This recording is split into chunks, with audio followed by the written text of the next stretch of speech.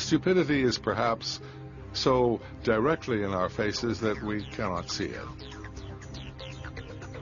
Not being able to see one's own stupidity is a human trait. Amazingly, in all of recorded history, there has never been a serious investigation of stupidity. The academic world has avoided the subject like the plague. Surprisingly, there are few books. All the academic texts ever written on the subject could barely fill half a shelf. Up until now, there's been almost no study by serious academicians on stupidity.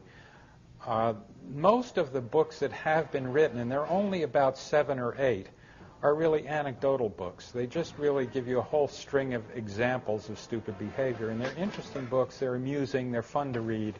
But everybody knows there's a lot of stupidity. That's nothing new.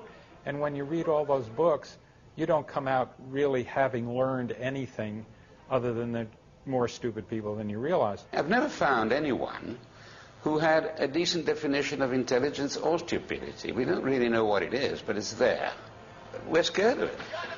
I mean, is there any systematic study of stupidity, or has there ever been? Not that I know of.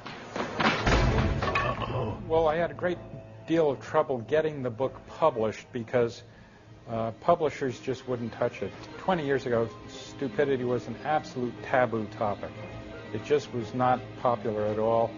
I liken it to diarrhea today. Nobody wants to talk about it. It's something you have to live with, but nobody would analyze it or have anything to do with it. The other thing is that it's scary, because we're all a little bit stupid, and we don't particularly want to admit it. According to Marx already, stupidity was third in terms of world historical determining forces. First, as we of course know, there was capital that determined world events and world history.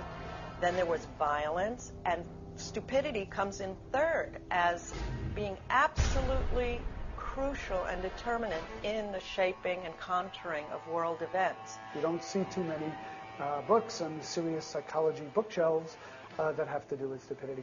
And I think part of the problem is anytime you study something negative, it gets stigmatized. And somehow people worry about kind of a contagion.